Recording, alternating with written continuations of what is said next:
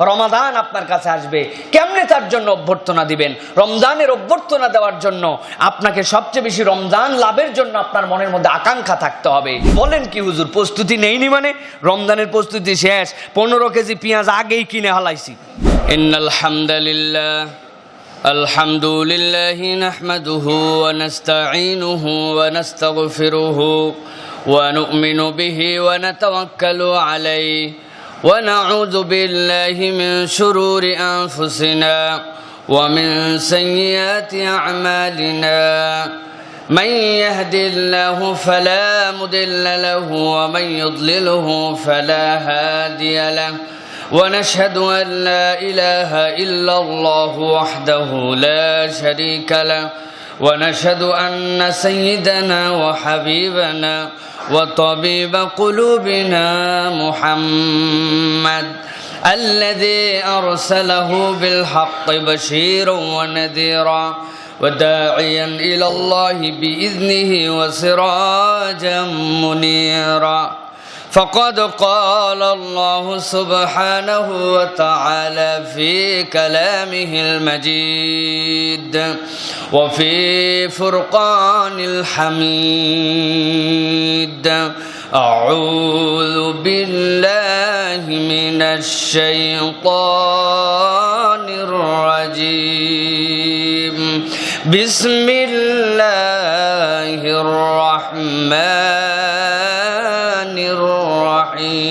الرحيم إنا أنزلناه في ليلة القدر وما أدراك ما ليلة القدر ليلة القدر خير من 1000 شهر تنزل الملائكة والروح فيها بإذن ربهم من كل أمر سلام هي حتى مطلع الفجر وقال الله سبحانه وتعالى آمرا ومخبرا إن الله وملائكته يصلون على النبي يا أيها الذين آمنوا صلوا عليه وسلموا تسليما اللهم صل على محمد وعلى آل محمد كما صليت على إبراهيم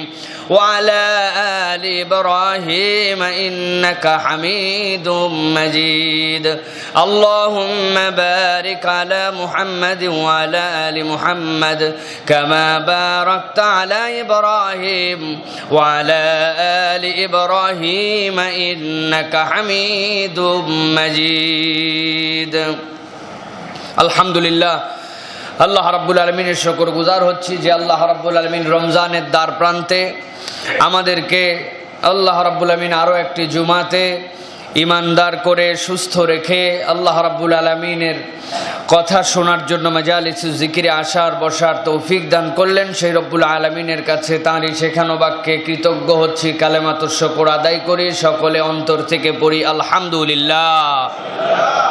লক্ষ কোটি দরুদ এবং সালাম আকায়ে নামদার তাজেদারে মদিনা আপনার আমার প্রিয় রাসূল শেষ নবী জনাবে মুহাম্মদুর রাসূলুল্লাহ, সকলে পড়ি সাল্লাল্লাহু আলাইহি ওয়াসাল্লাম। সম্মানিত হাজিরিন, আমাদের রমাদান খুব সন্নিকটে, এই জন্য আজকের জুমায় আমরা সংক্ষিপ্ত সময়ে দীর্ঘ বিষয় থেকে কিছু আলোচনা করার জন্য চেষ্টা করব। সেটি হচ্ছে মাহে রমাদান ও আমাদের প্রস্তুতি। আপনারা দেখতে পাচ্ছেন আমার হাতে একটা নোট আছে, নোটটা কিন্তু খুব ছোট না, খুব দীর্ঘ নোট। তো প্রিয় ভাইয়েরা, আমি এখান থেকে কিছু বিষয় কথা বলবো আর এই নোটটা আপনাদের জন্য রেখে যাব। যদি কারো আগ্রহ হয় আপনারা ইনশাল্লাহ এটা ফটোকপি করে আপনার নিজের জন্য অন্যের জন্য এটা ব্যবহার করতে পারেন, এখান থেকে কিছু থিম নিতে পারেন, এটা আপনাদের জন্য রেখে যাব। তবে কিছু কিছু বিষয় আমরা বলার চেষ্টা করব এবং জানার চেষ্টা করব। একটা হাদিসের আলোকেই আমরা আমাদের আলোচনা শুরু করব। রমজানের প্রস্তুতিতে আমাদের করণীয় কি?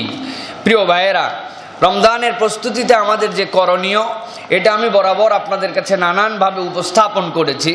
আজকে আমাদের সামাজিক যে দায়বদ্ধতা, এই বিষয়গুলি আগে একটু বলবো, বলার পরে বাকি বিষয়গুলো বলার জন্য চেষ্টা করব। প্রিয় ভাইয়েরা, রমজান হচ্ছে খুব দামি এক নিয়ামত, রমজান হচ্ছে খুব বরকতপূর্ণ এক নিয়ামত। এই নিয়ামত আমাদের জন্য এত বেশি দামি যে আল্লাহ রাব্বুল আলামিন এই মাসটাকে আপনার আমার জন্য এত দামি করেছেন, যেই মাসের মধ্যে আল্লাহ রাব্বুল আলামিন তার যেই শয়তান জিনেরা মানুষদেরকে প্রবঞ্চনা দেয়, রব্বুল আলামিন তাদেরকেও জিঞ্জিরাবদ্ধ করে রাখেন। কারণ তার বান্দারা যেন সহজেই জান্নাতের পথে অনুগামী হতে পারে, সহজেই যেন জান্নাতে যেতে পারে। আল্লাহ রাব্বুল আলামিন মূলত এই জন্যই এই রমাদানকে আপনার আমার জন্য দান করেছেন। সুবহানাল্লাহ। হাদিসের মধ্যে আসতেছে আল্লাহ রাব্বুল আলামিন দুনিয়াবাসী যেরকম রমজানের জন্য প্রস্তুতি গ্রহণ করে, আল্লাহ রাব্বুল আলামিনও ওই মুমিনদের জন্য পরকালের জন্য জান্নাতকে সুসজ্জিত করেন এই রমজান মাসে। সুবহানাল্লাহ। এবেলা রাসূল সাল্লাল্লাহু আলাইহি সাল্লাম বলছেন, খুব মনোযোগ দিয়ে বোঝার চেষ্টা করেন, সংক্ষিপ্ত সময় অনেক বিষয়। হযরত সালমান ফারসি রাদিয়াল্লাহু তাআলা আনহু থেকে একটা সুপরিচিত হাদিস আমাদের কাছে এসেছে। এই হাদিসের মধ্যে সালমান ফারসি বলছেন, যেই না শাবান মাসের শেষ দিন আসতো, জুমার দিন নয় কিন্তু তারপরেও রাসূল সাল্লাল্লাহু আলাইহি ওয়াসাল্লাম মিম্বারে দাঁড়ায় যেতেন, যাওয়ার পরে আমাদের জন্য খুতবা দিতেন। এই খুতবার মধ্যে সালমান ফারসি বলছেন, আল্লাহর নবী ডাক দিচ্ছেন, ইয়া আইয়ুহান নাস, হে মানব সকল, হে দুনিয়াবাসী, কিয়ামত পর্যন্ত আগত যত মানুষ আসবে তাদের জন্য শোনো তোমরা, কদ আযাল্লাকুম শাহরুন আযীম, আল্লাহ রাব্বুল আলামিন তোমাদেরকে এমন একটা মাসের মধ্যে ঢুকাচ্ছেন, সেটা হচ্ছে একটা মহান মাস, শাহরুন আযীম। এরপরে রাসূল সাল্লাল্লাহু আলাইহি ওয়াসাল্লাম বলছেন শাহরুন মুবারাক, কেবলমাত্র আজিম আর মহানই নয়, এটা একটা বরকতময় মহান সম্মানিত মাস। শাহরুন ফিহি লাইলাতুন খায়রুম মিন আলফি শাহর, এটা তো ওই মাস যেই মাসের মধ্যে এমন একটা রাত আছে যার সর্বনিম্ন মর্যাদা 1000 মাসের থেকে উত্তম। এরপরে রাসূল সাল্লাল্লাহু আলাইহি ওয়াসাল্লাম বলছেন যে আল্লাহু তাআলা সিয়ামাহু ফারিদা, আল্লাহ রাব্বুল আলামিন এই মাস যে পাবে তার মধ্যে যার সিয়াম রাখাকে ফরজ করেছেন, ওয়া কিয়াম লাইলাতিন তাতাওয়া, এরপরে আল্লাহ রাব্বুল আলামিনের রাসূল বলছেন আর এর রাত্রির নামাজকে নফল করেছেন, মান তাকাররাবা ফিহি বিখাসলাতিন মিনাল খায়রিন কানা কামান আদ্দা ফারিদাতান ফিমা সিওয়া, কেউ যদি এই মাস পায় আর এর মধ্যে কোনো একটা নফল কাজ করে, আল্লাহ রাব্বুল আলামিন অন্য মাসে একটা ফরজ আদায় করলে বান্দার যে সওয়াব হয়, ওই নফল দ্বারা এই মাসের মধ্যে ফরজের সমান সওয়াব দান করে দেন। এরপরে আল্লাহ রাসূল সাল্লাল্লাহু আলাইহি ওয়াসাল্লাম বলবেন, ওয়ামান আদ্দা ফারিদাতান ফিহি কানা কামান আদ্দা 70 ফারিদাতান ফিমা সিওয়া, এই মাসের মধ্যে কেউ যদি একটা ফরজ কাজ আদায় করে, অন্য মাসে 70টা ফরজ আদায় করলে যে সওয়াব হতো, মর্যাদা হতো, এই মাসের ফরজ একটার দ্বারা আল্লাহ 70টার সমান সওয়াব দেন। সেই মাস তোমাদের কাছে আসতেছে, আল্লাহর নবী বলছেন বারবার, ওয়া হুয়া শাহরুস সবর, এই মাসটা কিসের মাস? আল্লাহর নবী বলছেন কেবলমাত্র মোবারক মাস, কেবলমাত্র আজিম মাস, কেবলমাত্র সিয়ামের মাস নয়। আল্লাহর নবী বলছেন শিক্ষা গ্রহণ করো, ওয়া হুয়া শাহরুস সবর, এইটা হচ্ছে তোমাদের জন্য ধৈর্য শিখার মাস, ধৈর্যের মাস।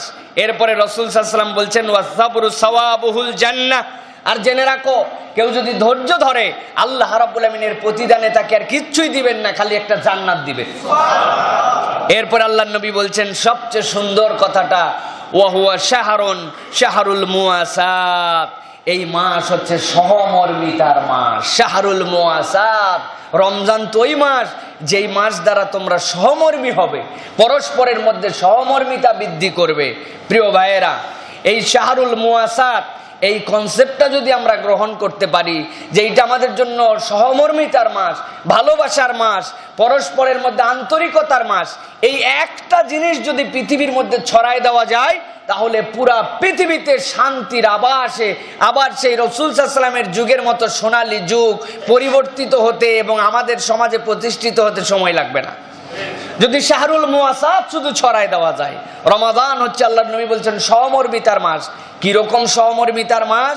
এইটা রাসূল সাল্লাল্লাহু আলাইহি সাল্লাম বাকি বিভিন্ন দিক নির্দেশনায় আমাদের জন্য দিয়েছেন। আগেই বলেছি রমজানের প্রস্তুতির জন্য অনেক ধরনের আপনার আমার জন্য ট্রেনিং আছে। রমজানের প্রস্তুতিতে আমি বলবো সবগুলি সংক্ষিপ্ত সময় কিছু কিছু করে। প্রথম যে প্রস্তুতি নিতে হবে সেটা হচ্ছে মানসিক প্রস্তুতি এবং দৃঢ় সংকল্প। হেডিংটা শোনেন, এরপরে ধারাবাহিকভাবে ইনশাআল্লাহ আলোচনায় আসবে। দ্বিতীয় যে আমাদের প্রস্তুতি নিতে হবে, রমজান লাভের জন্য হৃদয়ের মধ্যে আকাঙ্ক্ষা থাকতে হবে। রমজানকে পাওয়ার জন্য হৃদয়ের মধ্যে আকাঙ্ক্ষা থাকতে হবে। আমি আপনাদের কাছে একটা স্লোগান দিয়েছিলাম গতবার রমজানের মধ্যে, আপনাদের মনে আছে সেইটা? রমজানের আসার আগে আপনাদের জন্য একটা স্লোগান দিয়েছিলাম, বলেছিলাম বাসায় লিখে আপনার ড্রয়িং রুমে টাঙিয়ে দেন, আপনার বাচ্চাদেরকে উদ্বুদ্ধ করান, এই মেসেজটা আরো 10 জনের কাছে দেন। কি ব্যাপার, এই লোক তো কোনোদিন এরকম মেসেজই দেয় না, হঠাৎ করে এরকম একটা মেসেজ দিচ্ছে কেন? মনে আছে আপনাদের? ভুলে গেছেন আপনারা, স্বাভাবিক, 1 বছর হয়ে যায় আমরা ভুলে যাই। প্রিয় ভাইয়েরা, আর কটা দিন পরে বিশ্ব মুমিন ঘরে আসছে খুব দামি এক মেহমান, মাহে রমাদান। আর কয়টা দিন পরে আসছে আপনার ঘরে আমার ঘরে খুব দামি এক মেহমান, মাহে রমাদান।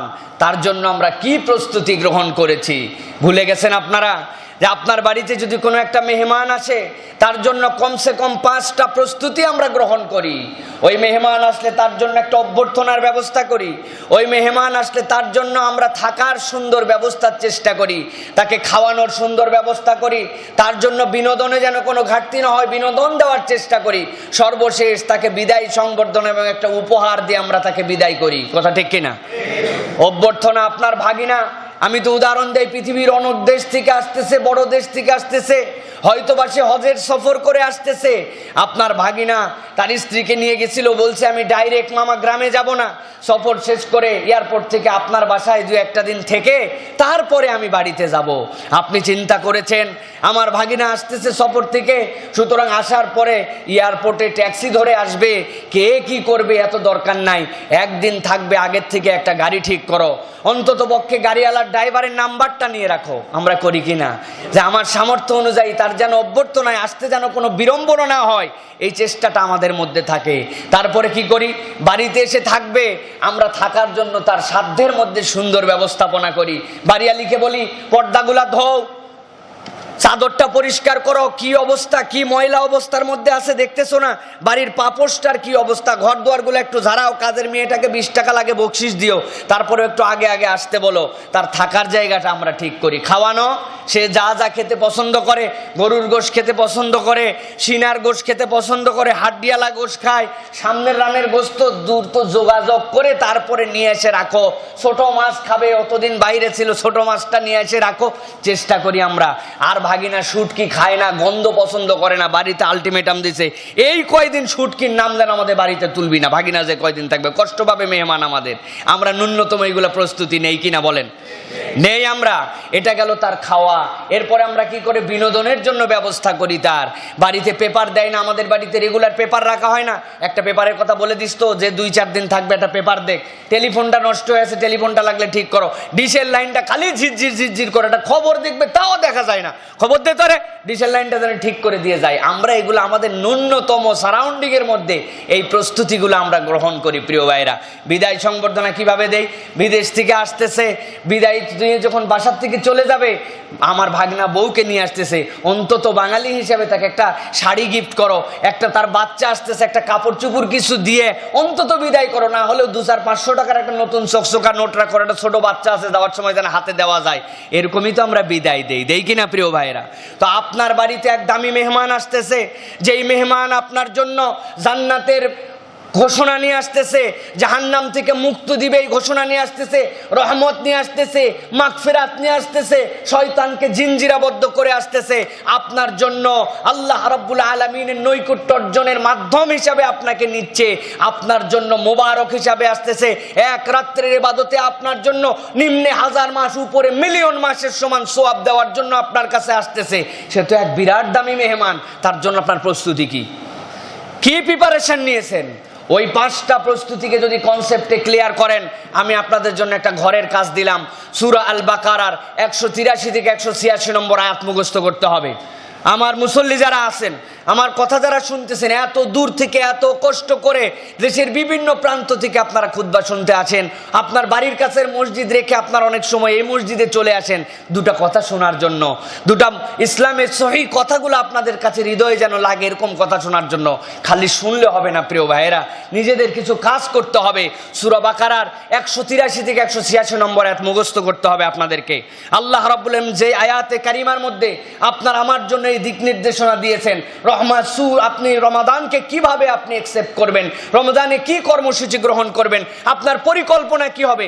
এইটা আমার বানানো থিওরি বলছি না, হয়তো চিন্তাটা আমার মতো করে বলছি, বা কোনো একজনের থেকে থিমটা আমরা গ্রহণ করছি, কিন্তু এই থিমটা দিয়েছেন রব্বুল আলামিন নিজে। সুবহানাল্লাহ।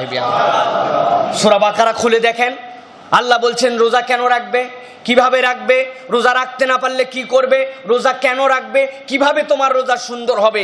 রব্বুল আলামিন শেষ পর্যন্ত এইটাও বলেছেন যে আল্লাহ রব্বুল আলামিন বলছেন এই রোজা তোমার ঠিকই হবে না যদি তোমার হালাল রুজি তুমি অর্জন না করতে পারে। আয়াতগুলা পড়ে দেখেন, আল্লাহ রব্বুল আলামিন এইভাবে 8টা থিমের মধ্যে বান্দাদের জন্য দান করেছেন। আমি অনুরোধ করব তাবৎ পৃথিবীর মুসলমানদের জন্য এই 3টা আয়াত মুখস্থ করতে হবে। প্রিয় ভাইয়েরা, চেষ্টা করেন, আপনি পড়েন, আপনি অনুবাদ বোঝার চেষ্টা করেন। ছোট ছোট আয়াত আপনাদের অর্ধেক মুখস্থই আছে, এইগুলো খুলে দেখেন, একটু বোঝার চেষ্টা করেন। প্রিয় ভাইয়েরা, এখন এই 5টা বিষয় যেটা বললাম, কেমন করে আমাদের এই সিয়ামকে আমরা অভ্যর্থনা দিব, কেমন করে এই সিয়ামকে আমরা আমাদের মেহমানদারিতে গ্রহণ করাবো। প্রিয় ভাইয়েরা, এই বিষয়গুলি আপনার আমার অনুভবের মধ্যে আসতে হবে। এটার বিস্তারিত কনসেপ্ট এইটা, আর সংক্ষিপ্তভাবে আপনাদের কাছে যেটা আমি বলে থাকি, প্রিয় ভাইয়েরা, রমাদান আপনার কাছে আসবে, কেমনে তার জন্য অভ্যর্থনা দিবেন। রমজানের অভ্যর্থনা দেওয়ার জন্য আপনাকে সবচেয়ে বেশি রমজান লাভের জন্য আপনার মনের মধ্যে আকাঙ্ক্ষা থাকতে হবে। রমজান আমার কাছে আসছে, আমি তার জন্য একটা আকাঙ্ক্ষিত, সে আমার কাছে একটা দামি মেহমান, আপনার মনের মধ্যে এই তামান্না থাকতে হবে। এই তামান্নার জন্য অন্যরকম প্রিপারেশন আপনার মনের মধ্যে থাকবে। আমি তো মাঝে মাঝে বলি, ইংল্যান্ডের মাটি, কয়দিন ধরে স্লোগান শুনতেছি, ইংল্যান্ডের মাটি বাংলাদেশের ঘাঁটি। তাদের কোকা কোলাওয়ালারা নিজেদের বিজ্ঞাপন করার জন্য অ্যাড বের করছে টিভিতে, countdown 100 days to go for the World Cup of cricket। আর মাত্র 100 দিন আছে ওয়ার্ল্ড কাপ ক্রিকেটের, আর মাত্র 99 দিন, আর মাত্র 98 দিন। ফুটবল হলে তো মাথায় খারাপ, কিসের খালি যুবক, বুড়াদেরও চিন্তা, পতাকা বানানো হলো কিনা, আমার দলের পক্ষে আমি অমুক দল তমুক দল, আমি একটা জার্সি পাইলাম কিনা, টিভিটা বড় কিনবো কিনা, লাইন ঝিরঝির করে কিনা, বসার ঘর ঠিক করতে হবে, নানান ধরনের প্রস্তুতি। সামান্য এক বিশ্বকাপ যেইটার জন্য এই প্রস্তুতি যদি হয়, তাহলে তাবৎ পৃথিবীর মানুষদেরকে জাহান্নাম থেকে মুক্ত করে জান্নাতের সেই মহা গোল্ড কাপটা ধরাই দেওয়ার জন্য যে মেহমান আসতেছে, তার জন্য আপনার আমার মনের মধ্যে কিরকম তামান্না হওয়ার কথা। ঈমান থাকলে নাই তামান্না আসবে, ঈমান না থাকলে তো এই তামান্না নাই। অনেকে বলবে, বলেন কি হুজুর, প্রস্তুতি নেইনি মানে? রমজানের প্রস্তুতি শেষ, 15 কেজি পেঁয়াজ আগেই কিনে হালাইছি, ছোলা আসিনি কিনা শেষ হুজুর। আপনি বলেন কি, আপনি প্রস্তুতি? আমার যেটা করা লাগবে সিস্টেম করে ফেলাইছি। আমি গরু একটা ভালো জবাই হয়েছিল, যাই গেছি 2 কেজি গোস্ত কিনবো, কিন্তু দেখলাম না ভালো গোস্ত পাওয়া যাচ্ছে, 10 কেজি কিনে একবারে ডিপ ফ্রিজে রেখে দিচ্ছি। হুজুর, আমার রোজা নিয়ে মোটামুটি কোনো চিন্তা নাই। প্রিয় ভাইয়েরা, এটাই প্রস্তুতি নয়।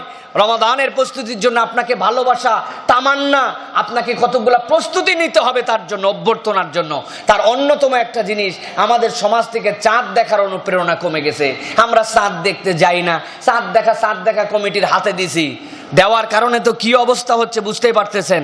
এই চাঁদ দেখা কমিটিও আমাদেরকে যা ভেলকি দেখালো, প্রিয় ভাইয়েরা, কল্পনার বাইরে ভেলকি দেখালো। সৌদি আরবের থেকে 2 দিন ফারাক করছে আমাদের। আল্লাহ জানে, জানি না আমরা আশা করি, তারপরেও আস্থা রাখতে হবে। এটা শরীয়ত নির্দেশিত, তারা যে বলেছেন আস্থা রাখতে হবে। কিন্তু আমরা অনেকেই অসন্তুষ্ট, বাংলাদেশে অনেক মানুষজন। আমি ছিলাম না যদিও দেশে, আসার পরে শুনলাম যে এইগুলারে চাঁদ দেখা কমিটিতে পরে শুনানিতে নিয়ে আইছিল, এমন ঠেলা খাইছে, সকাল 10টা 1টারে ঢুকাইছে, আর 2 ঘন্টা একটারে লাইনে রাখছে, কোনো বসা বসির সুযোগ নাই। 12টার সময় আরেকটা, ও কান ধরছে। আল্লাহ, কি দুঃখে যে আমি এই জায়গায় সাক্ষী দিতে আসলাম। প্রিয় ভাইয়েরা, আল্লাহ হেফাজত করুক। প্রিয় ভাইরা, এই চাঁদ দেখা নিজেদেরকে যেতে হবে। চাঁদ দেখা একটা সুন্নাত। চাঁদ দেখার মধ্যে এত বিউটিফুল দোয়া আছে রাসূল সাল্লাল্লাহু আলাইহি ওয়াসাল্লামের, আল্লাহুম্মা হিল্লাহু আলাইনা বিল আমনি ওয়াল ঈমান ওয়াস সালামাতি ওয়াল ইসলাম। পৃথিবীর মানুষ শান্তি চায়, পৃথিবীর মানুষ মানসিক তৃপ্তি চায়, পৃথিবীর মানুষ নিরাপত্তা চায়। আল্লাহ বলছেন, বান্দারে, তুই 1 মাসের জন্য একটা প্যাকেজ নিরাপত্তা আমার কাছ থেকে নিয়ে নে। প্যাকেজ নিরাপত্তা মানে বোঝেন? কয় এটা প্যাকেজ নেন, কম্বো প্যাকেজ। কি? 1 প্লেট নেবেন, আপনার পেট ভরে যাবে। আপনি কি খেতে পছন্দ করেন? আমি ফ্রাইড রাইস খাই। আচ্ছা, অল্প একটু ফ্রাইড রাইস থাকবে। আর কি কি লাগবে? দুইটা আপনার জন্য হচ্ছে ফ্রাই থাকবে, চিকেন ফ্রাই আছে, এইটাও পছন্দ করে, অল্প একটু আরেকটা থাকবে, আইটেম থাকবে, একটু স্যুপ থাকবে, কম্বো প্যাকেজ এইটা আপনার জন্য। ইন্টারনেটে আপনার আমার জন্য প্যাকেজ দেয় 750 টাকায় 500 জিবি, 500 মিনিট, 500 SMS, এরকম প্যাকেজ দেয় কিনা? আল্লাহ বলছেন, বান্দা তোর তো বিভিন্ন সময় বিভিন্ন প্রয়োজন লাগবেই, তবে চাঁদ দেখার সাথে সাথে রসুল যে দোয়াটা শিখাই দিয়ে গেলেন, এইটা তোর জন্য একটা কম্বো প্যাকেজ। তুই চাঁদ দেখে বলবি, হে আল্লাহ, হে এই চাঁদের মধ্যে তুমি আমাকে নিরাপত্তা দাও, আমার ইমানে বৃদ্ধি দাও, আমলে বৃদ্ধি দাও, ও সালামাতি ওয়াল ইসলাম, আমার জন্য এর মধ্যে সালামাত দাও, আমার জন্য ইসলামে বরকত দাও। হে চাঁদ, তোর তোর রবও যে আমার রব, সে তুই আলাদা কোনো রবের সৃষ্টি নয়। এই কথা যদি আপনি চাঁদ দেখে প্রথমে বলেন, আশা করা যায় আল্লাহ ওই চাঁদের ভিতরে আপনাকে একটা নিরাপত্তার প্যাকেজ দান করে দিবে। আমরা চাঁদ দেখতেই যাই না, মনে করছি এটা দায়িত্বের মধ্যেই নাই, টিভিতে দিবে, এরপরে এলো রমজান, এই গান যদি হয় তাহলে বুঝবো যে হ্যাঁ আমাদের রমজান শুরু হলো। এটা না, এটা সুন্নাহ নয়। আপনি চেষ্টা করেন, নাও দেখতে পারেন। হুজুর এই ঘিঞ্জির মধ্যে ঢাকা শহরে আমি সামনে তাকাই তো 6 তলা 10 তলা বিল্ডিং দেখতে পাই, চাঁদ কোন দিক দিয়ে দেখবো? বলে কেন ওই বিল্ডিং এর ছাদে ওঠেন, আপনি আল্লাহকে দেখান, আমি দেখার চেষ্টা করছি, দেখতে পাওয়া না পাওয়া সেটা অন্য বিষয়। প্রিয় ভাইয়েরা, এইটার দাম আছে। এটা আপনি করছেন কেন? যে আমার একটা দামি মেহমান আসতেছে, আমি তাকে ওয়েলকাম করার চেষ্টা করছি। আমি প্রিয় ভাইয়েরা, জামের কারণে অন্য রাস্তা দেশে চলে আসছে, কিন্তু রাস্তা পর্যন্ত আমি গেছিলাম তাকে রিসিভ করার জন্য। প্রিয় ভাইয়েরা, এইটা হচ্ছে রমজানকে গ্রহণ করার জন্য অভ্যর্থনা। এরপরে রমজানকে আপনি আপনার বাড়িতে রাখবেন। কেমনে রাখবেন? চাদর টাদর ভালো পায়রে টাইরে রমজানকে শোয়াই দিবেন এর উপর একবারে, কি বলেন? না প্রিয় ভাইরা, রমজান কোনো বায়বীয় বা শারীরিক জিনিস না যে রমজানকে আমি শোয়াই দিব। রমজানকে ভালো রাখতে হলে আপনাকে একটা কাজ করতে হবে, আপনাকে ভালো নামাজি হতে হবে। আপনার নামাজ যদি সুন্দর হয়, আপনার সিয়াম আপনার সাথে থাকবে, আপনার বাড়িতে আরামে থাকবে। আপনার নামাজ সুন্দর না হলে আপনার সিয়াম আপনার সাথে ভালো করে থাকবে না। সিয়ামের থাকা হচ্ছে সালাত, সিয়ামের থাকা হচ্ছে সালাত। আমরা কত বড় দুর্ভাগা, আমরা কি হিসাবে আশা করতে পারি? গত রমজানে এমন কি পারফরমেন্স করেছি, 50-60টা রোজা অনেকে পেয়েছে। এখানে কি এমন কাজ করেছি যে এই বছর আল্লাহ আমাকে রমজানে দিতে বাধ্য? আল্লাহ বলতে পারবো কেউ? আমাদের এরকম কোনো পারফরমেন্স ছিল এখন পর্যন্ত? রমজানে ছিল না। আরো দিন দিন আমরা খারাপের দিকে যাচ্ছি। প্রিয় ভাইরা, রমাদান উপলক্ষে আপনি কি একটা সূরা নতুন মুখস্থ করেছেন, যেটা আপনি সালাতে আদায় করবেন? আপনি কি নামাজের মধ্যে যে দোয়া তাসবিহগুলো পড়েন, ওই দোয়া তাসবিহগুলোর অর্থগুলো আপনি দেখার চেষ্টা করছেন যে আমি কি পড়বো রমাদানের মধ্যে? একটু দেখি তো, আমি 5টা সূরা পারি, কোনো সমস্যা নাই, কিন্তু এই 5টা সূরাই আমি ঠিক করছি কিনা? এক বন্ধু আরেক বন্ধুকে কি বলছেন, দোস্ত তোর কোন কোন সূরা মুখস্থ আছে বলতো? এই 4টা, আরেকটা করতে পারবি না? ইন্নায়াতাইনাটা বাড়াতে পারবি না? ইজাজাটা কি বাড়াতে পারবি না? তুই কি এই কয়টার অর্থ জানিস? না, জানি না। আপনি কি তাকে একটা টেক্সট দিচ্ছেন, একটা মেসেজ যে আইতো এই কোরআনের এই অ্যাপসটা ডাউনলোড দিয়ে এই 5টা সূরার অর্থ পড়ে দেখতো? নামাজের দোয়া তাসবিহগুলোর অর্থ কি? সানাটার মানে কি? নামাজের মধ্যে যে আত্তাহিয়াতু লিল্লাহি ওয়াস সালাওয়াত তাইয়্যিবাত পড়ে এর মানে কি? আমাদের সালাত কিরকম হয়ে গেছে? 1000বার বলেছি আপনাদের কাছে, আমাদের নামাজ হচ্ছে হুজুর সহ, ইমাম সহ, মুয়াজ্জিন সহ, সব মুসল্লি সহ, সব ভালো মানুষ সহ আমাদের নামাজ হয়ে গেছে এখন সফটওয়্যার নামাজ, পুরাপুরি সফটওয়্যার নামাজ। আল্লাহু আকবার বলে হাত বানলাম, আলহামদুলিল্লাহ রাব্বিল আলামিন আর রহমানির রহিমও পড়া চলতেছে, চিন্তা করতেছি যে বাজার কিভাবে করব, আমার যাওয়ার পরে গরু গোশতলা ঠকাই না কি ঠকাই, আল্লাহ জানে কি হয়, আজকে কোন নিয়তে সব সময় আমাদের এইগুলা চিনতেছে। হুজুর চিন্তা করতেছে নামাজের পরে মাহফিলে কোন জায়গায় যাবে, মাহফিলে কিভাবে যাবে, রাস্তায় জাম হবে কিনা। আমি চিন্তা করতেছি এইটা, আমার যেহেতু মাহফিল পরে। আপনি চিন্তা করছেন আপনার বাজারেরটা, আরেকজন দোকানেরটা, আরেকজন বউ কথা শুনে রাগ করে আসছে, যাওয়ার পরে কোন দিক দিয়ে কিভাবে ঠেস দেওয়া যাবে এইগুলা প্ল্যান করতেছে। এদিকে আলহামদুলিল্লাহ মানে মাল কোনোটাই ঠেকতেছে না, নামাজ চলতেছে। কিন্তু নামাজ কিন্তু সূরা কেরাত ছাড়া কেউ পড়ে না, পরেই কিন্তু ওইটার কোনো মানে জানা নাই আমাদের কাছে, ওইটা কোনো টাচ করে না আমাদের কাছে। আমি তো বলি প্রিয় ভাইয়েরা, সহি হাদিসের মধ্যে আসছে, বান্দা যখন আলহামদুলিল্লাহ রাব্বিল আলামিন বলে, আল্লাহ তার উত্তর দেন, আর রহমানির রহিমে উত্তর দেন। সূরা ফাতিহার এটা দীর্ঘ আলোচনা হবে জন্য বলছি না। এই উত্তরগুলা দেওয়ার পরে বান্দা যখন তেলাওয়াত করে, তেলাওয়াত করার পরে বান্দা যখন রুকুতে যায়, নামাজটা এরকম নয় যে কেবল আমিই বলতেছি। এই রুকুত থেকে ওঠার পরে সামি আল্লাহু লিমান হামিদার মানে কি বলেন? জানেন এর মানে? অনেকে আমরা এটাও জানি না, অনেকেই জানি, আমি জানি অনেকেই জানেন আপনারা, আবার অনেকে সামি আল্লাহু লিমান হামিদার মানে কি।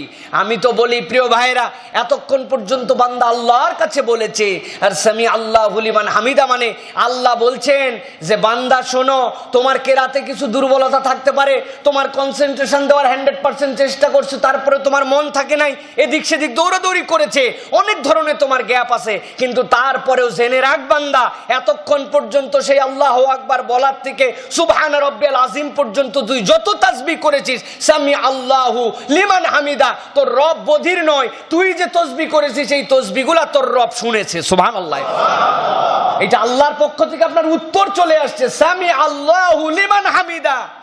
আমার বান্দা তখন যা বলেছে আমি আল্লাহ শুনছি বান্দা তোর পক্ষ থেকে, এর নাম সামি আল্লাহু লিমান হামিদা। বান্দা খুশি হয়ে বলতেছে রব্বানা লাকাল হামদ হামদান কাসীরান তাইয়িবান মুবারাকান ফীহি। আল্লাহু আকবার। প্রিয় ভাইয়েরা, এই হচ্ছে সালাত।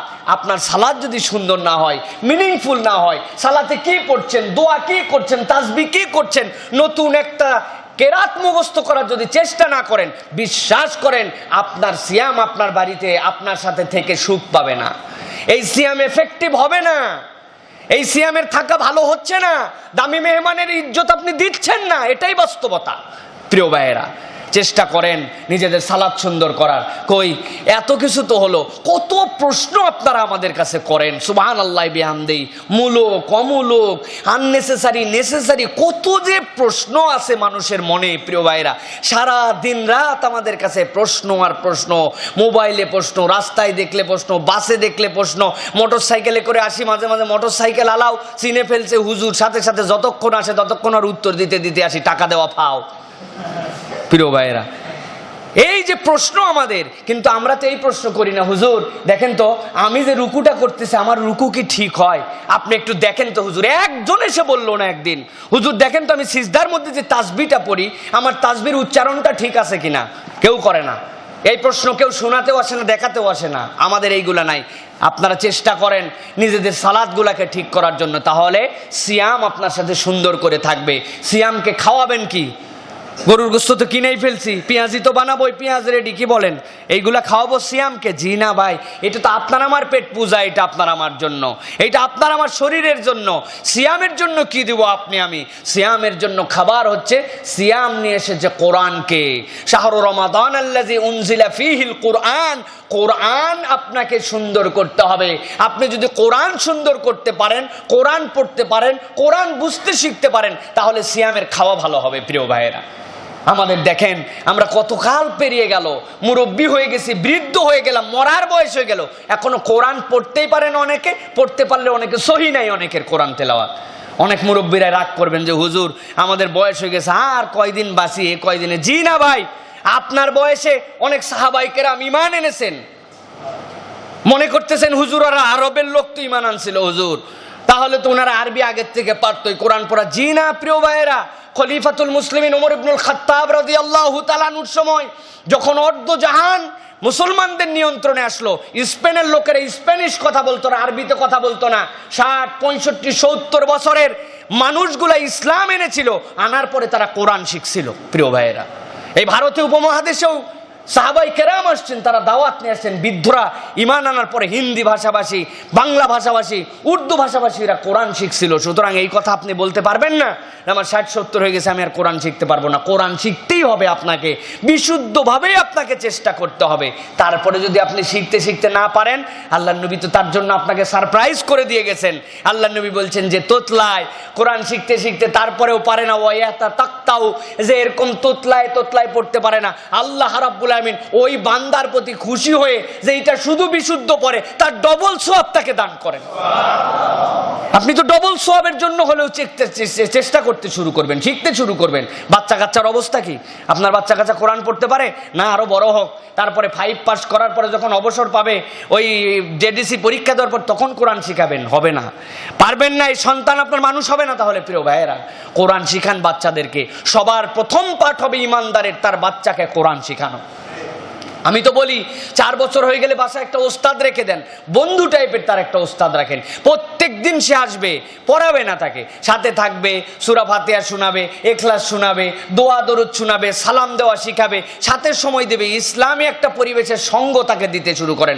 5 বছর পার হওয়ার পরে তারপরে তাকে আনুষ্ঠানিকভাবে কোরআনের দরস দিয়ে তাকে বর্ণমালা শেখাতে শুরু করেন। 6 বছরে কোরআন টন টন করে মুখস্থ করতে শুরু করে দিবে, শিখে ফেলবে সে একদম নাজেরা ঝরঝর করে পড়ে। 7 বছর থেকে হেফজ করা শুরু করবে, 10 বছরে 3 বছরে হাফেজ হয়ে যাবে।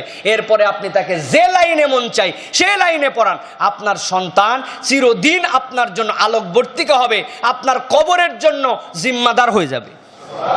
এই সন্তান আপনার জন্য জিম্মাদার হয়ে যাবে। জিম্মাদার মানে কি? ওয়ালাদুন সালিয়াদউ লাহু, ওই সন্তানের মধ্যে কোরআনের নূর থাকার কারণে সে আপনার জন্য দোয়া করবে। দোয়া চায়ে খাওয়া লাগবে না তখন আপনাকে। প্রিয় ভাইয়েরা, আল্লাহ কবুল করুক। এটা হলো রমজানের খাওয়া। তাহলে আমাদেরকে কোরআন ঠিক করতে হবে কিনা?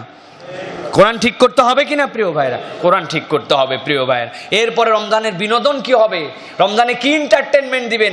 আমরা কি আমরা মানুষজনকে বিনোদন দিচ্ছি কিভাবে? টিভি আমাদের বিনোদন, ওয়াইফাই পাসওয়ার্ড আমাদের জন্য বিনোদন। আগে মেহমান আসলে চা দেওয়া লাগতো, আগে মেহমান আসলে কফি দেওয়া লাগতো, বিস্কুট দেওয়া লাগতো। এখন মেহমান আসার সাথে সাথে বাড়ির পাসওয়ার্ড দেওয়া লাগে। কি বলেন?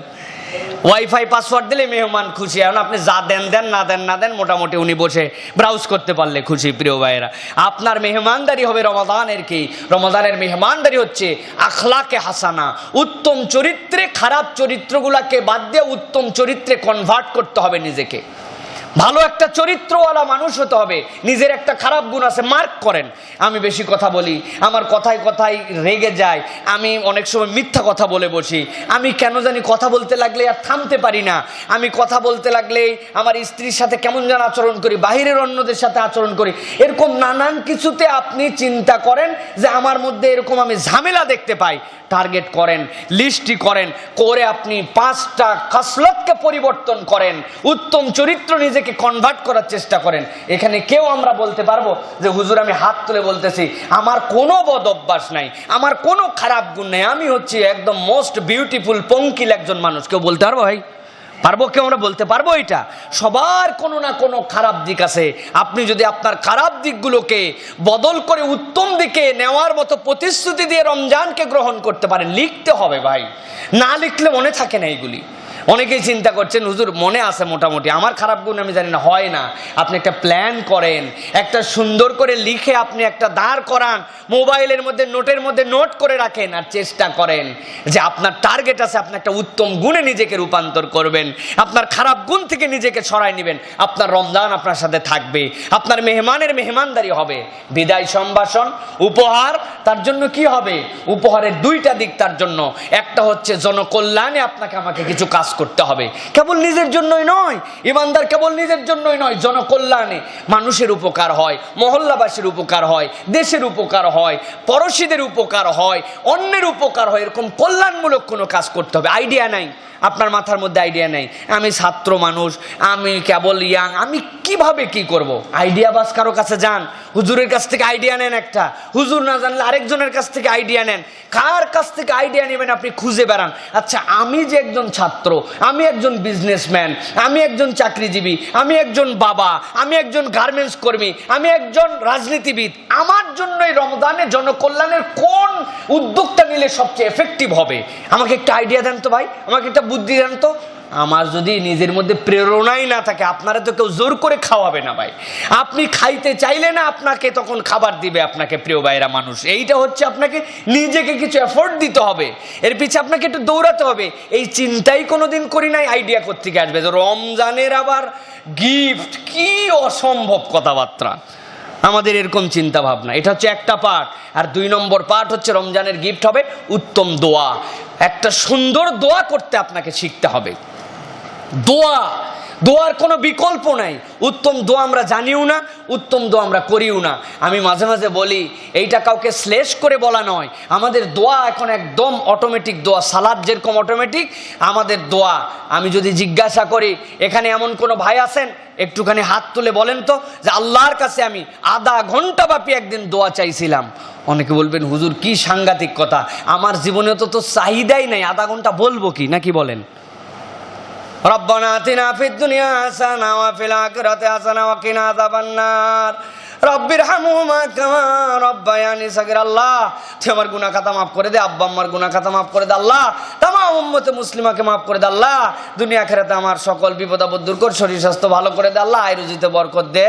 ওয়া সাল্লাল্লাহু আলা সাইয়্যিদিনা ওয়া নাবিয়িনা মুহাম্মদ আলহামদুলিল্লাহি রাব্বিল আলামিন। এই পর্যন্ত তাও মনে একটু দীর্ঘ করলাম না ভাই, একটু লং হয়ে গেছে দোয়াটা, এত দূর তো লাগে না। আসসালামু আলাইকুম ওয়া রাহমাতুল্লাহ, আসসালামু আলাইকুম ওয়া রাহমাতুল্লাহ, এইটুক না করলেই হুজুরের উপরে মন খারাপ, এইটুক করলেই মুসল্লির আর কোনো কথা বলবে না। জানেন আপনারা অনেক মুসল্লিদের মন খারাপ, দোতলা তিনতলা চারতলা পাঁচতলায় যারা আছে, যে হুজুরে এইটুক করলে, আমি যদি খালি সালামটা ফিরায় আল্লাহুম্মা আমিন তারপর চুপ করে আছি, কিছুই বলিনি হয়তো, আলহামদুলিল্লাহি রাব্বিল আলামিন, লোকজনের পর সুর করে মসজিদে চলে গেল, সবাই খুশি।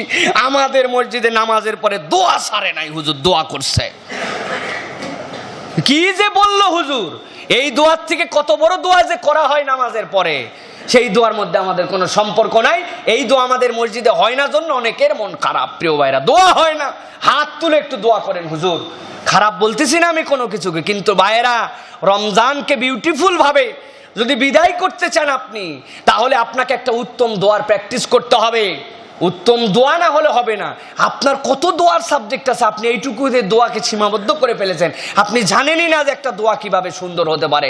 দোয়াতে আপনার হামদ লাগবে, রসুলের প্রতি দরুদ লাগবে, আপনি তামাম পৃথিবীর জন্য কামনা লাগবে, আপনার জন্য চাওয়া লাগবে, আল্লাহর কাছে ইস্তেগফার লাগবে। আবার দোয়া শেষ করবেন হাম দিয়ে, দরুদ দিয়ে, তাসবিহ দিয়ে। আপনি কি কখনো আপনার দোয়ার মধ্যে ঢাকা শহরের যত রিক্সাওয়ালা আছে তাদের জন্য দোয়া করেছেন? আপনি কি ঢাকা শহরের যারা বাস চালায় তাদের জন্য দোয়া করেছেন? আপনি কি ঢাকা শহরে যতগুলা মানুষ গার্মেন্টস কর্মী আছে তাদের জন্য দোয়া করেছেন? ঢাকা শহরে যতগুলো হাসপাতালে মানুষগুলো শুয়ে আছে কাতরাচ্ছে তাদের জন্য দোয়া করেছেন? এতিমখানায় যতগুলো এতিম শুয়ে আছে তাদের জন্য কি আপনার দোয়ায় ভাগ পেয়েছে? এই এলাকার যতগুলো মানুষ বিপদগ্রস্ত আছে, মামলাগ্রস্ত আছে, তাদের জন্য কি আপনি দোয়া করেছেন? তাবৎ পৃথিবীর যতগুলো মুসলমান বিপদে আছে তাদের জন্য দোয়া করেছেন? এই বাংলাদেশে যতগুলো গোরস্থান ইমানদাররা শুয়ে আছে তাদের জন্য কি আপনার দোয়া পৌঁছাইছে? আপনি কি আল্লাহর কাছে কখনো কামনা করছেন যে আল্লাহ আমাকে কাবা শরীফে নিয়ে যাও, তাবৎ পৃথিবীর মানুষের জন্য দোয়া করাও, এইখানে যে দোয়া করলাম সেইখানে ওই দোয়া করার তৌফিক দাও, আল্লাহ আমার বাচ্চা কাচ্চাদেরকে এই বংশধারাকে রব্বুল আলামিন কিয়ামত পর্যন্ত তোমার ঘরে যাওয়ার উপযুক্ত করো, রব্বুল আলামিন আমাকে অমুখাপেক্ষী করো। আপনার দোয়ার সাবজেক্ট যদি আপনি চিন্তা করেন, আধা ঘন্টা কিসের, 1 ঘন্টা পর্যন্ত আপনার দোয়া তো আপনার কাছে ফেরত হবে না, আপনার দোয়া শেষ হবে না। কিন্তু এইরকম দোয়ার কোনো মানেই আমরা জানি না। আরো জানি না যে আমি হাত তুলে আসি অথবা হাত না তুলে আসি, আল্লাহর কাছে কেবল চাচ্ছি, কবুল হোক না হোক আমার এই তুলে থাকা চাওয়া, এইটার কারণে রব্বুল আলামিন একটা কবুল ইবাদতের সওয়াব আপনার আমলনামায় কন্টিনিউ লিখাচ্ছেন। সুবহানাল্লাহ, ইবাদত লেখা হচ্ছে। আর কখনো ভাববেন না যে দোয়া আমার কবুল হলো নাকি হলো না, কি হবে না হবে। রাসূল সাল্লাল্লাহু আলাইহি ওয়াসাল্লাম বলছেন, খবরদার তোমার দোয়া অবশ্যই কবুল হয়, তুমি চাইতে দেরি, কবুল হতে দেরি নাই। হাইসিয়াতটা 3 রকম হয়, চাওয়ার সাথে সাথে আল্লাহ দিয়ে দেন, না হলে রব্বুল আলামিন তোমার কোনো বিপদ আপদ দূর করে দেন, না হলে রব্বুল আলামিন ওই দোয়ার দ্বারা জান্নাতের মধ্যে তোমার সওয়াবের ভান্ড রেডি করে করে তোমাকে জান্নাতে দেওয়ার জন্য তোমার জন্য রেডি করে রাখতেছে। আপনার দোয়া কখনো ব্যর্থ হয় না, খবরদার এটা ভাববেন না। দোয়া করেন প্রিয় ভাইয়েরা, উত্তম দোয়া শিখেন, আল্লাহর কাছে বলেন রব্বুল আলামিন ওয়া ইন্না সিনা মিন আখতান, আল্লাহ আমার এমনও গুনাহ আছে আমি ভুলেই গেছি। ছোটবেলায় কোন বাড়িতে যাচ্ছিলাম, বাড়ির বাসার দিয়ে একটা বড়ইয়ের গাছ বেরিয়েছিল, একটা বড়ই তুলে খেয়ে ফেলছিলাম। আল্লাহ এরকম কত গুনাহ আপনার আমার জীবনে আছে। অমুক বন্ধুকে অন্যায়ভাবে মারছিলাম, অমুকটা অন্যায় ভুলেই গেছি রব্বুল আলামিন বয়সের কারণে। সেই ভোলা গুনাহগুলো আমার মাফ করো, জানাটা মাফ করো, অজানাটা মাফ করো, আমার পিতা মাতারটা মাফ করো, বংশেরটা মাফ করো, পরিবারেরটা মাফ করো, মুসলমানদেরটা মাফ করো, আমার মসজিদের মুসল্লিদেরটা মাফ করো। কত দোয়া, সুবহানাল্লাহ বিহামদি, আমরা দোয়া করি না। উত্তম দোয়ার প্র্যাকটিস করেন, নিজে নিজে হাত তুলে ঘড়ি ধরে দোয়া করেন যে আধা ঘন্টা আমি আল্লাহর কাছে চাই, আমি রব্বুল আলামিনের কাছে উত্তম বান্দা হতে চাই আমি চাওয়ার মাধ্যমে। প্রিয় ভাইয়েরা, এই চাওয়া যদি না বাড়াই, আমরা এই রমাদানকে আমরা বেনিফিটেডলি রমজানকে গ্রহণ করে তাকে উন্নতভাবে বিদায় দিতে পারবো না। প্রিয় ভাইয়েরা, এই জন্য উত্তম দোয়া শিখতে হবে আপনার আমার কাছে। হুজুরের কাছে যান আপনি, নতুন আপনাদেরকে যদি বলে দেই এখন যে এই 10টা দোয়া আয়াত মুখস্থ করে ফেলবেন, পারা সম্ভব না সকলের দ্বারা, কিন্তু একটাও কি পারবো না? রব্বানা আতিনা ফিদ দুনিয়া হাসানা ওয়া ফিল আখিরাতি হাসানা ওয়া কিনা আযাবান নার। এইটাই আমার মুখস্থ নাই অনেকের প্রিয় ভাইয়েরা। আপনার বাচ্চার জন্য আপনি কল্যাণ চান, আপনার স্ত্রীকে আপনি আপনার অনুগত চান, আপনি তার জন্য ভালোবাসার পাত্র হতে চান। কোরআন কি শিখাচ্ছে? রব্বানা হাবলানা মিন আজওয়াজিনা ওয়া যুররিয়াতিনা কুররাতা আয়ুনি ওয়াজআলনা লিল মুত্তাকিনা ইমামা। এই দোয়াই মুখস্থ নাই ইমানদারের। কেমন করে আপনি পরিবারের সুখ আশা করতে পারেন? অনেকে চিন্তা করছেন হুজুর এত কঠিন দোয়া, আপনি কখনো চেষ্টা করে দেখছেন? বাংলা উচ্চারণ লিখে পকেটে রাখছেন, 3 দিন চলাফেরার সময় আপনি দেখছেন যে দেখি তো আমি পারি কিনা আপনার, অথবা এই দুইটা আপনার মুখস্থ আছে আলহামদুলিল্লাহ, আপনি নতুন আরেকটা দোয়া মুখস্থ করার জন্য চেষ্টা করছেন। আমরা করি না। আল্লাহ চেষ্টাটা দেখতে চান প্রিয় ভাইয়েরা, যে আমি আমার কিছুটা সময় আল্লাহর জন্য, ইসলামের জন্য ব্যয় করতেছি। আল্লাহ এটা দেখতে চান প্রিয় ভাইয়েরা। আমরা এটা দেখানোর মতো আমাদের হাতে সময়ই নাই প্রিয় ভাইয়েরা। এই 5টা বিষয় হচ্ছে রমজানের প্রস্তুতির জন্য খুব গুরুত্বপূর্ণ। আপনাদের কাছে বললাম প্রিয় ভাইয়েরা। সর্বশেষ আরো কতগুলা বিষয় আছে রমাদান এবং সিয়াম সম্পর্কে জানা এবং অন্যদেরকে জানানো। এটা খুবই গুরুত্বপূর্ণ একটা বিষয়। মাসালা মাসাইল, নানান ধরনের মেসেজ, যোগাযোগ, এইগুলো আপনাকে আমার মধ্যে বৃদ্ধি করতে হবে। হালাল উপার্জন ভক্ষণ, হারাম উপার্জনকে ত্যাগ করা, এটা হচ্ছে আমাদের জন্য দায়িত্ব। 5 নম্বর আরেকটা বিষয় হচ্ছে ফরজ রোজা কাজা থাকলে আদায় করে ফেলা। আয়েশা সিদ্দিকা রাদিয়াল্লাহু তাআলা আনহা থেকে হাদিস আসছে, কানা ইয়াকুনু আলাইয়া সাওমু মিন রমাদান ফামা আস্তাতিউ আন আকদিয়াহু ইল্লা ফি শাবান। বুখারী মুসলিমের হাদিস। তিনি বলছেন আমার উপর যত রোজাই কাজা থাকতো আমি শাবান মাস ছাড়া এই রোজাগুলো আদায় করতে পারতাম না। সুতরাং শাবান মাসের মধ্যেই বিগত কাজা রোজা শেষ করে দিতে হবে। মা বোনদের বিশেষ করে এই রোজাটা থেকে যায় প্রিয় ভাইয়েরা। 6-7টা রোজা তাদের কাজা হয়, এরপরে তারা শাওয়ালের 6টা রোজা করে, কিন্তু কাঁধের মধ্যে রোজা আছে। আপনার মেয়ে বালেগা হয়েছিল কোন বয়সে, প্রথম থেকে এই পর্যন্ত হিসাব করে দেখলে, স্ত্রী হিসাব করে দেখলে আমাদের অনেক মা বোনদের কাঁধের মধ্যে রোজা আছে। তাদেরকে উৎসাহ দেন, এই রোজাগুলো আদায় করার চেষ্টা করো, এইগুলা শেষ করে ফেলো, হিসাব করে এগুলো মাথার উপরে রেখো না। এই মাথার উপরে রোজা রেখে আরেক রমজানের মধ্যে প্রবেশ করো না। হাদিসের মধ্যে এইটাও নিষেধ আছে। এটা মা বোনদের জন্য বিশেষ করে বলবেন প্রিয় ভাইরা। শাবান মাসে কিছু নফল রোজা পালন, যে বিষয়ে আপনাদের কাছে কথা বলেছি। রাসূল সাল্লাল্লাহু আলাইহি সাল্লাম পুরা মাস শাবান রোজা রাখতেন। তবে আরেকটা হাদিসের মধ্যে আসছে রাসূলুল্লাহ সাল্লাল্লাহু আলাইহি সাল্লাম নিষেধ করেছেন। রাসূল বলছেন ইজা বাকিয়া নিসফু মিন শাবান ফালা তাসুমু। এটা হচ্ছে তিরমিজি রোজা অধ্যায়ের হাদিস। এখানে আল্লাহর নবী বলছেন 15ই শাবান পার হওয়ার পরে তোমরা রোজা থেকো না। এটা হচ্ছে আপনার আমার জন্য দায়িত্ব। কিন্তু কিছু রোজা রাখা যাতে করে প্র্যাকটিস হয়ে যায়, অনুভূতির মধ্যে জাগ্রত হয়। রোজা রাখার মধ্যে শারীরিকভাবে আমাদের জন্য একটা মেন্টাল প্রিপারেশন, শারীরিক প্রিপারেশন হয়, এটাও সিয়ামের জন্য আমাদের প্রস্তুতি। এরপরে কোরআন শেখা, অধ্যয়ন করা এবং কোরআনের পথে আহ্বান করা, এটা নিয়ে নতুন করে বলার কিছু নাই। আপনাদের কাছে বললাম রমাদানকে খবরদার কোরআন শিক্ষার মাস বানাবেন না। রমাদান হচ্ছে কোরআনের প্র্যাকটিসের মাস। কোরআন শিখবো তো আগে, কিন্তু তারপরেও আমরা হতভাগা, এখন আমরা রমাদানকে কোরআন শিখার মাস বানায় ফেলছি প্রিয় ভাইরা।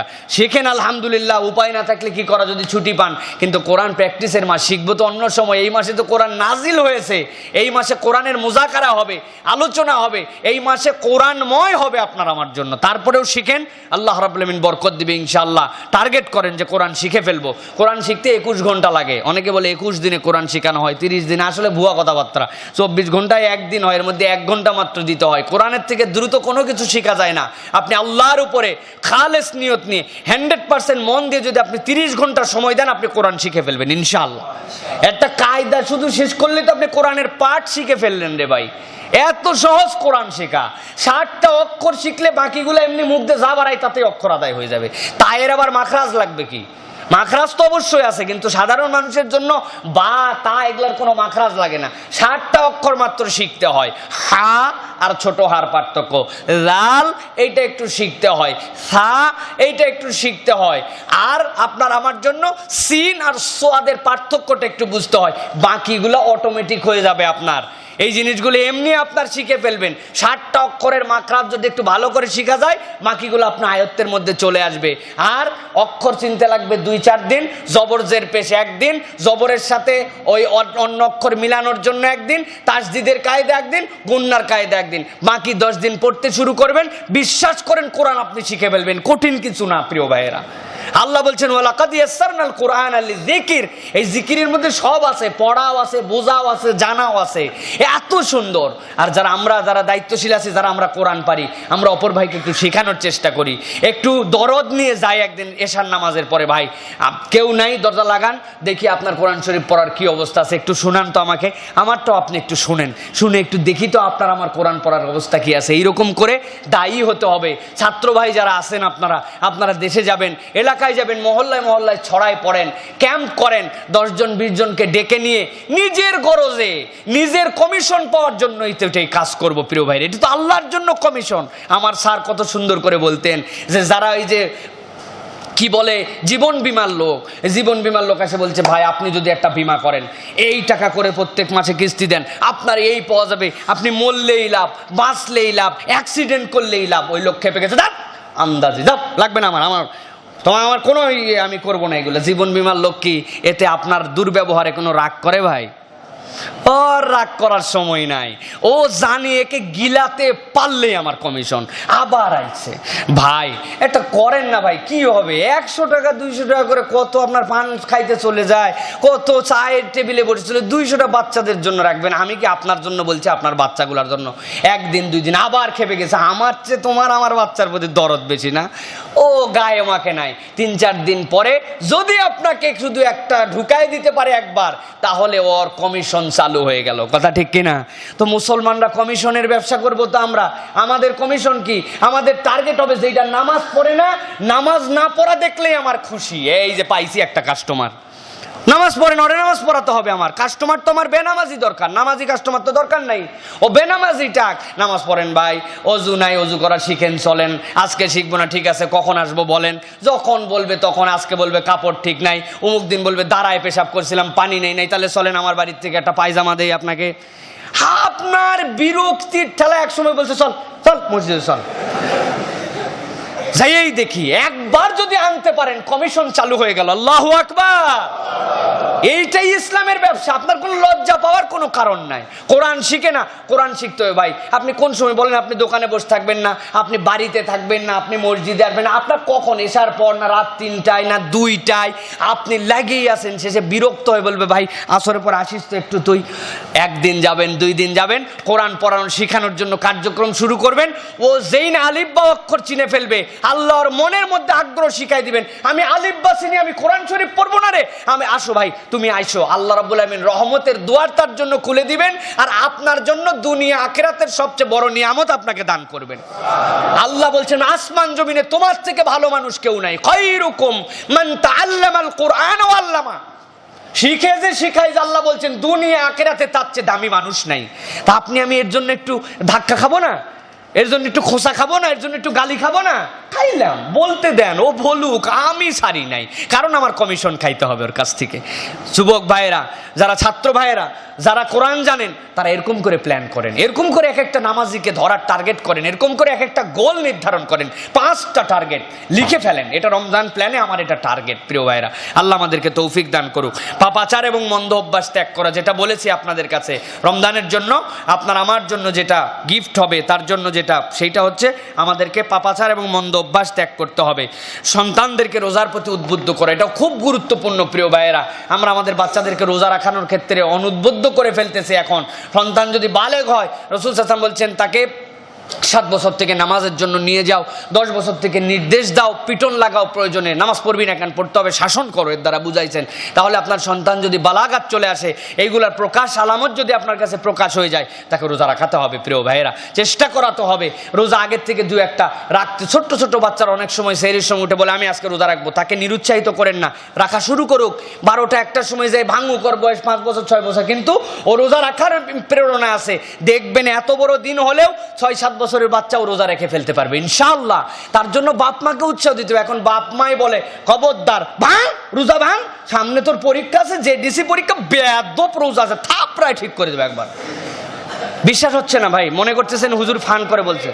আমি নিজে দেখে বলতেছি। আমি আপনাদের কাছে একটা কথা বলছি, গত এই নিসফে মিনাত শাবানের একটা আলোচনার দিন আপনাদের, আমি মিথ্যা কথা দিয়ে উদাহরণ দেই না, আমি এটা নিজে শুনে আপনাদেরকে বলছি।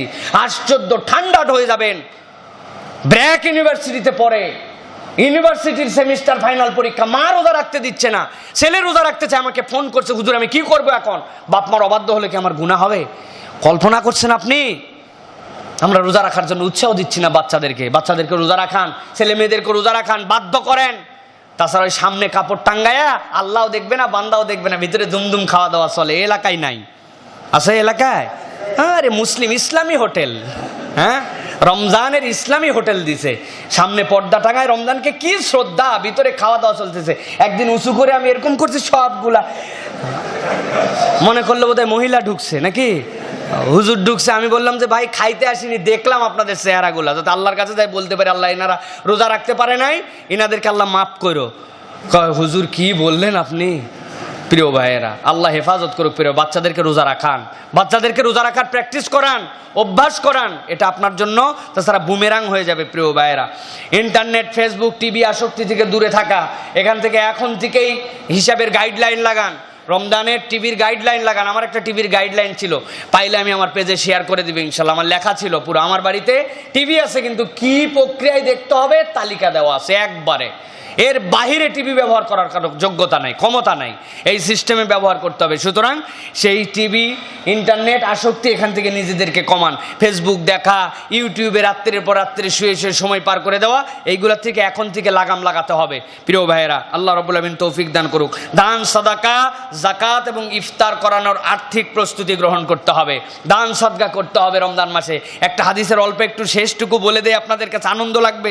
রাসূলুল্লাহ সাল্লাল্লাহু আলাইহি সাল্লামের ব্যাপারে বলা হচ্ছে, আব্বাস রাদিয়াল্লাহু তাআলা বলছেন, কদ কানা রাসূলুল্লাহ সাল্লাল্লাহু আলাইহি ওয়াসাল্লাম আজওয়াদান নাস ওয়া কানা আজওয়াদু মা ইয়াকুনু ফি রমাদান হিনা ইয়ালকাহু জিবরিল ওয়া কানা ইয়ালকাহু ফি কুল্লি লাইলাতিন মিন রমাদান ফায়ুদারিসুল কুরআন ফালা রাসূলুল্লাহ সাল্লাল্লাহু আলাইহি ওয়াসাল্লাম আজওয়াদু বিল খাইর মিনার রিহিল মুরসালা। বলা হচ্ছে আল্লাহর নবী করিম সাল্লাল্লাহু আলাইহি ওয়াসাল্লাম ছিলেন বড় দানশীল মানুষ, তার দানের মাত্রা সীমাহীন হয়ে যেত যখন রমাদান আসতো, আরো সীমাহীন হতো যখন জিবরাইল আমিন প্রত্যেক দিন এসে রাসূল সাল্লাল্লাহু আলাইহি ওয়াসাল্লামের মুদারাসা করতেন, নজুলও শোনাতেন, জিবরাইলও শোনাতেন। এরপরে আল্লাহর নবীর ব্যাপারে আপনি ইবনে আব্বাস বলতেছেন, আল্লাহর নবী ছিলেন হচ্ছে আজওয়াদু বিল খাইর, কল্যাণের সর্বশেষ, তার থেকে বেশি দানশীল কেউ ছিল না। কেমন যেন তিনি উদাহরণ দিচ্ছেন রহমতের বাতাস, রিহ, যে বাতাস আসলে হৃদয়ের মধ্যে শান্তি হয়, এই বাতাসের থেকেও তিনি বেশি দানশীল ছিলেন। সুবহানাল্লাহ। আল্লাহর নবী এত দান করতেন, এত দান। আপনি আমি প্রস্তুতি নেই প্রিয় ভাইয়েরা, রমাজানে আপনার আমার কাছ থেকে কেউ ফেরত যাবে না। আপনাদের কাছে টিপস দিয়েছি এর আগেও, খুচরা টাকা করেন, করে পকেটের মধ্যে রেখে দেন, যে চাবে কোনো হাত আপনার কাছ থেকে যেন ফেরত না যায়। আপনার যা তৌফিকে কুলাবে, যে যে উদ্দেশ্যে চা, কি জন্য চাইছে জানি না, মুসলমান একটা ব্যক্তিকেও ঘুরাবে না। পারবেন ইনশাআল্লাহ? 100 টাকা, 200 টাকা, 500 টাকার নোট খুচরা করে রাখেন, বেশি টাকা দেওয়ার দরকার নাই, কিন্তু চাইবে আর আমার কাছ থেকে ফেরত যাবে। রমজানে এরকম হবে না, এরকম প্রিপারেশন নিতে হবে। সারাদিন দিয়েও 20-30 টাকা দিতে পারবেন না, কিন্তু না দিলে দাগটা অনেক বড় হয়। এইগুলো প্রস্তুতি নিতে হবে আমাদেরকে প্রিয় ভাইরা। সর্বশেষ দুটা বিষয়, রমাদানে মুসলমান ব্যবসায়ীদের প্রস্তুতি। প্রিয় ভাইরা, খুবই গুরুত্বপূর্ণ বিষয় এইটা।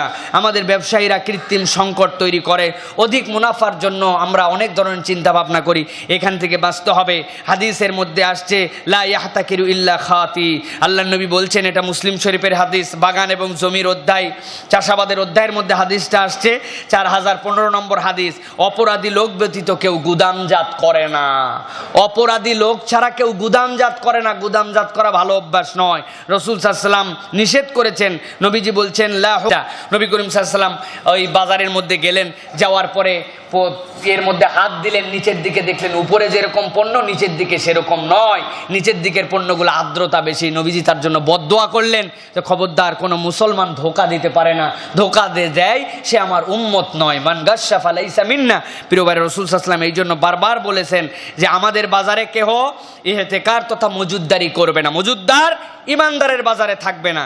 যেই সকল লোকের হাতে অতিরিক্ত মুদ্রা রয়েছে, টাকা রয়েছে, সেই সব লোক যেন আল্লাহর প্রদত্ত জীবিকা হতে নিজেরা জীবিকা জীবিকা ক্রয় করে আমাদের উপর মজুদদারি করার ইচ্ছা না করে। এটার মেয়াদ আছে প্রিয় ভাইয়েরা, কিন্তু রমজান কেন্দ্র করে আমাদের ছোলার মজুদদারি, চিনির মজুদদারি, এটা সৎ উদ্দেশ্যে না। সৎ উদ্দেশ্যে হলে তো ভালোই হতো যে আমি রমজানের আগে বাহির থেকে কিনে নিয়ে আসছি, রমজানে ওই দামেই বেচে দিব, যাতে করে মুসল্লিদের, রোজাদারদের কষ্ট না হয়। কিন্তু আমাদের টার্গেট তো ভিন্ন। 10 জন মিলে এত কিনে রেখে দিছে যে আর কোনো লোকের কাছে ওই মাল নাই, ওই 10 জনের কাছেই কিনতে যেতে হবে। এখন যা দাম বলে তাই দিয়ে আপনাকে নিতে হচ্ছে। এই মজুদদারি হারাম প্রিয় ভাইয়েরা। আল্লাহ নবী বলছেন, মান ইহতাকারা আলাল মুসলিমিনা তুআমাহু দারাবাল্লাহু বিল জাযামি ওয়াল ইফলাস। যে ব্যক্তি মুসলমানদের বিরুদ্ধে সমাজে খাদ্যদ্রব্য মজুদদারি করে, আল্লাহ তাকে কুষ্ঠরোগ এবং দারিদ্রতার কষাঘাতের শাস্তি দেন।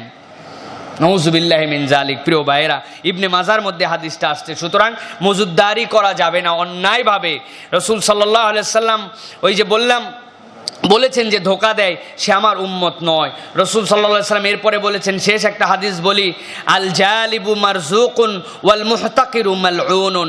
আল্লাহ নবী বলছেন, খাঁটি ব্যবসায়ী যে কল্যাণের নিয়তে ব্যবসা তো করবেই, লাভ করবেই, কিন্তু এই ব্যবসা যদি করে আল্লাহর পক্ষ থেকে সে রিজিক প্রাপ্ত হয়। আর যেই ব্যক্তি মজুদদারি করে আল্লাহর পক্ষ থেকে সে লানত প্রাপ্ত হয়, লানত প্রাপ্ত হবে। দেখা যাবে দুনিয়াতে হেভি লাভ মনে হচ্ছে, হেভি কিছু হচ্ছে, টিকবে না। ওর প্রজন্ম টিকায় রাখতে পারবে না, ধ্বংস হয়ে যাবে, শেষ হয়ে যাবে। দেখেন এই পৃথিবীর যারা অন্যায় অবিচারী রাজা বাদশা ছিল, সবগুলো এখন পার্ক হয়েছে, সবগুলো এখন দর্শনীয় জায়গা হয়েছে। আচ্ছা বলেন তো, রাজাদের বলে অনেকগুলো বউ থাকতো, ওই বউগুলোর তো বাচ্চা কাচ্চাও অনেকগুলো হওয়ার কথা, ওই বাচ্চারা কই গেল? আমাদের প্রজন্মে গরিব, আমার দাদা ছিল অমুকের বাড়িতে কাজ করতো, তার দাদা ছিল অমুক, তার দাদা ছিল, এরকম করে বলেও আমাদের 20 প্রজন্ম পর্যন্ত আমরা চিনি। এখন চিনি কিনা অনেকের আছে কিনা, 10 প্রজন্ম পর্যন্ত নামই লেখা আছে আমাদের কাছে এই প্রজন্ম। কিন্তু রাজা বাদশার প্রজন্ম গেল কই? ওরা এত অত্যাচার করেছে, এমন অভিশাপ ওইটুক সময় তারা উপভোগ করে গেছে, এখন তাদের বংশ খুঁজে পাওয়া যায় না। রাজবাড়িগুলো আমাদের এখন বিনোদনের জায়গা, কথা ঠিক কিনা প্রিয় ভাইরা? এটা আল্লাহ দেখাই দিছেন, আমরা একটু কল্পনা করে দেখি না। এই জন্য এই মজুদদারি করে সরকারকেও বিব্রত করেন না, আপনি সাধারণ মুসল্লিদেরকেও বিব্রত করেন না, রোজাদারের উপর দিয়ে কষ্ট দিয়েন না, আপনি অভিশাপের মধ্যে পড়ে যাবেন প্রিয় ভাইয়েরা। আর একটা শেষ কথা বলবো, রমাজানের প্রস্তুতি হিসাবে আমাদের দৈনন্দিন রুটিন করতে হবে। যেটা বললাম ভাই, মেহেরবানি করে আমরা একটু রুটিন করি যে আমরা কি করব আর কি করব না, এর একটা রুটিন থাকতে হবে, মুখে মুখে হয় না। এই কাগজটা আপনাদের জন্য থাকবে, কেউ নিতে চালে আপনারা এটা ফটোকপি করে নেবেন, প্রচার করবেন নিজেদের মতো ইচ্ছে, এটা আপনাদের জন্য উন্মুক্ত। আমাদের এক প্রিয় ভাই আছেন কিশোরগঞ্জে, খুব মহব্বত করেন, আমাদের একটা গ্রুপ, সেইখান থেকে light house study and circle team, তারা মূলত এই খুতবাটা প্রস্তুত করেছেন, এইটা জানানোর জন্য দিয়েছেন। আমি সেখানে কিছু সংযোজন বিয়োজন করে আপনাদের জন্য বললাম। আল্লাহ রাব্বুল আমিন আমাদেরকে বরকত দান করুক, বলেন আল্লাহুম্মা আমিন। এছাড়াও মাননীয় প্রধানমন্ত্রীর গতকালকে একটা কথা শুনেছি, সেটি হচ্ছে প্রধানমন্ত্রী আমাদেরকে এই জঙ্গিবাদ এবং এইগুলোর বিপক্ষে কথা বলার জন্য বলেছেন। মাননীয় প্রধানমন্ত্রীকে ধন্যবাদ দিচ্ছি যে মসজিদের মুসল্লি ইমামদেরকে গুরুত্ব দেওয়ার জন্য, খতিবদেরকে গুরুত্ব দেওয়ার জন্য। কারণ সরকার সহ সবাই বুঝেছে যে তাদের কথা মানুষ যতই গ্রহণ করুক, খতিবদের কথা যেভাবে গ্রহণ করে অন্যদের কথা এভাবে নেয় না। আলেমদের কথা মুসল্লিরা যেভাবে শোনে, সাধারণ নেতাদের কথাতে তাদের সেই আস্থা আসে না, কথা ঠিক কিনা? এই জন্য প্রিয় ভাইয়েরা, আমি বারবার বলেছি, ইসলামের সাথে সন্ত্রাসের কোনো সম্পর্ক নাই, ইসলামের সাথে আতঙ্কবাজির কোনো সম্পর্ক নাই। ইসলাম হচ্ছে আত্মসমর্পণের ধর্ম, কেবলমাত্র শান্তির ধর্ম নয়। শান্তির ধর্ম কেবলমাত্র এই বুলিটা ইংরেজরা আমাদেরকে শিখাইছে। ভালো করে বুঝতে হবে, ইসলাম অবশ্যই শান্তির ধর্ম, কিন্তু ইসলামের মূল ধাতুর যেটা সেলমন, তার আরেকটা হচ্ছে আত্মসমর্পণের ধর্ম।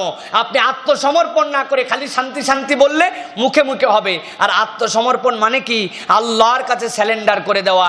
আল্লাহ যা বলেছেন তাই করেন, যা মানা করেছেন তাই করেন না। আল্লাহ বলছে পৃথিবীর একটা প্রাণকে তুমি অন্যায়ভাবে হত্যা করতে পারবে না। কোনো মুসলমান কি করতে পারে? তাহলে তার মানে বোঝা গেল সে আল্লাহর কাছে সমর্পণ করেছে। আর আল্লাহর কাছে যদি সমর্পণ না করে, খালি বলবি ইসলাম শান্তির ধর্ম, ও দেখতেছে ওই লোকটা তো অশান্তি করতেছে, অতএব শান্তি প্রতিষ্ঠার জন্য ওরে মার। ও বুঝে না ইসলামের মানে, ও বুঝে না ইসলামের মানে। ওরা অন্যায়ভাবে মানুষকে মেরে ফেললো, ছোট্ট একটু একটা শিশু। এই জন্য আমাদের দুঃখ বেশি। জায়ান কি বয়স তার, কতটুকু বাপের সাথে নিচে নামছে সকালবেলা খাওয়ার জন্য, টেবিলের মধ্যে মারা গেল। মা ঘরের মধ্যে পাগল হয়ে গেছে, বাপ হাসপাতালে শুয়ে আছে। এরকম একটা বাপের খবর আমরা জানি, এরকম হাজার লাখো বাপ সারা পৃথিবীতে এরকম এই সন্ত্রাসীদের জন্য, এই নির্যাতিত মানুষের, এই অবিবেচক মানুষগুলোর জন্য পৃথিবীতে অশান্তি। প্রিয় ভাইয়ের, এই জন্য ইসলামের কাছে আত্মসমর্পণ করতে হবে। খালি শান্তির ধর্ম বললে হবে না, আত্মসমর্পণ করতে হবে। আমরা নিজেরা আল্লাহর কাছে আত্মসমর্পণ করি এবং এটা মনে প্রাণে বিশ্বাস করি, এই বোমাবাজি, হত্যা করা, অন্যায় নির্বিচারে মানুষ মারা, এর সাথে ইসলামের ন্যূনতম সম্পর্ক নাই। ন্যূনতম এর সাথে ইসলামের সম্পর্ক নাই।